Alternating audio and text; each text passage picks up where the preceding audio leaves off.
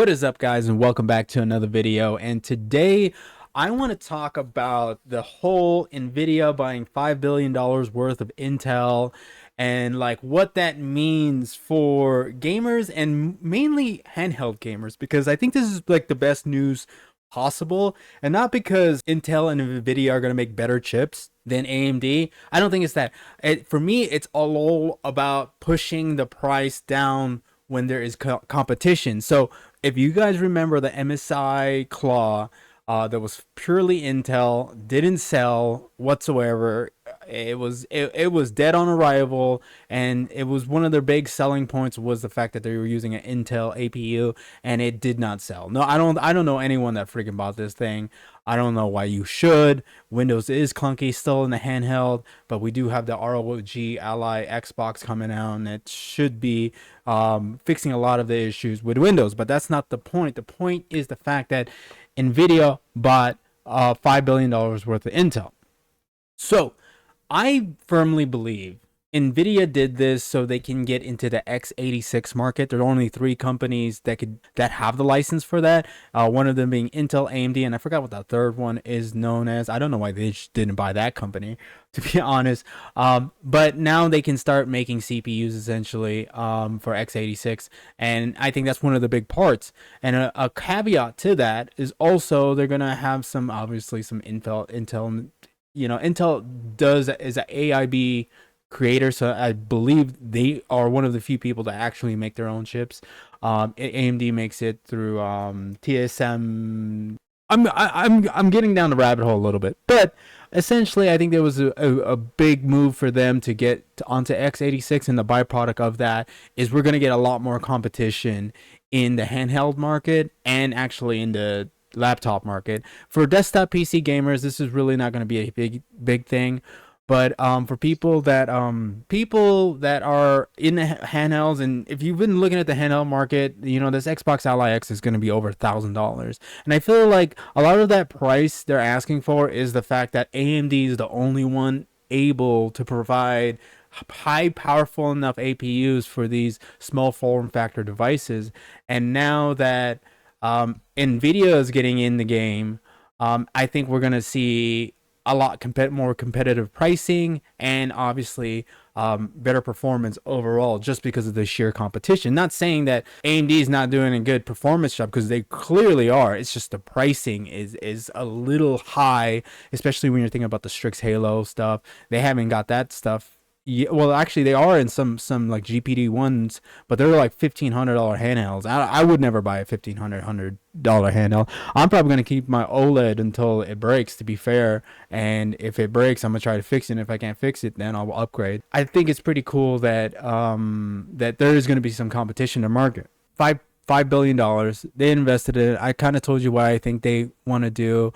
They get the x86 platform licensing with this acquisition. I can't say that word, but mainly, yeah, they bought it, and I think that's the whole Nvidia's goal. And what I kind of want to talk about real quick, this is Moore's law is dead. As great YouTube channel podcast if you want to just get some tech news and whatnot. And what they have kind of going on here is they're trying to show you right here that the RTX 5050 mobile is 86% faster than the 890M, right? In comparison, so the 890M is basically the APU that comes out of the, I forgot which AMD APU. I think it's the 8700G or something like that. I think he actually says it. But yeah, so they're comparing a 5050 mobile to a 870G, 8700G, which is not a fair comparison. That graphics card APU combination, because what a 5050 would be more comparable to, tied with an Intel chip, would be the Strix Halo. So Strix Halo, the 8060S, is actually quite a bit more powerful. So we got Counter-Strike figures here, or Hogwarts. You got 100 to 110, 13%. So you got right here Hogwarts. You get 43 frames at wait, this is a 1440p high, 117 at Counter-Strike 2, and its comparison would be the 8060S, which is the Strix Halo. So technically, AMD, even if they came out with something, Nvidia and Intel, like right now, they wouldn't be able to compete with AMD. But because the RTX, they haven't yet, they're gonna soon come out, with some crazy stuff. I believe the APUs are gonna be insane when it comes to what's gonna come out on the market with Nvidia and Intel. A little bit of foreshadowing that I think is gonna happen. I don't think nothing is not going to come out within the next 2 years. From, if you listen to this episode of Moore's Law, is looking at around like 2028 when they actually come out with a proper APU. That's what he was saying, because Intel still has quite a bit of a line of their APUs are coming to release. So it's going to be a while before the Nvidia stuff comes out. And one big problem I'm having, or what we're seeing with the Nvidia stuff, is something we are seeing in a desktop space right now, which is the Nvidia CPU overhead. So the 5080 and then 9070 XT. We're talking about two cards MSRP that are $250 apart, but in games like Battlefield 6 and in Borderlands 4, 9070 XT is almost 1-for-1 on the 5080, and it has a lot to do, or mainly to do, with the CPU overhead issues with Nvidia. Whether it's just the Nvidia app itself, or it is the graphics drivers for Nvidia, there is a huge CPU issue. And when I think about that CPU issue that we're having now, there's a good chance they'll fix it. But knowing that the AMD CPUs are, as of now, better than the CPUs that Intel is providing, and if, let's say, the trends were to follow that during the release of, the Nvidia and Intel APU collab, we might see that same CPU overhead issue again that we're seeing now in desktop graphics cards. I mean, full desktop builds. So I'm kind of a little bit worried about, not worried, but I'm speculating that if they don't fix that issue now, that it's going to be a bigger, more heavier compounding problem once they go into the APU. That's what I'm guessing. Hopefully they do fix it. I do have a 5080 myself, and it is kind of a kick in the balls knowing that a 9070 XT is trading blows with something you spent. If I were to return that and then buy a 9070 XT, I would save $200 right now. But I won't, because I don't just play those two games. I only even play one of those games. Well, we can't even play one of those games because it's not out yet. But that's my take on this whole Nvidia buying a part of Intel thing. And I don't really see AMD losing any market share anytime soon. And I think what's probably going to happen is AMD is going to become a $1 trillion company within the next few years or sooner. And because they are just killing it. They're just killing it in every regard. And I'm not no AMD fanboy. I'm just saying the best product in the market is AMD when it comes to CPUs and APUs. And they are slowly closing the gap with the graphics card department, at least in that mid-high range kind of pricing.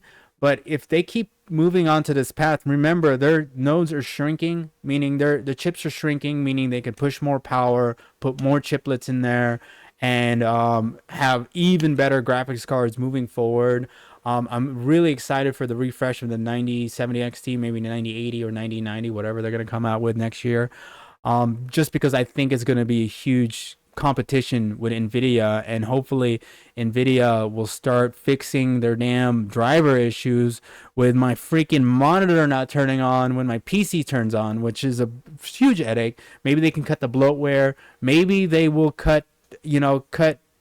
fix this CPU bottleneck issue, because honestly, like, without competition, the one holding the reins can do whatever they want. So this is a really good thing that not only Nvidia bought a bit of Intel, for the sake of people that work at Intel too, for the sake of competition in this field, because what's probably going to happen too is going to help drive prices down in handhelds, just because it's just not AMD providing the chips.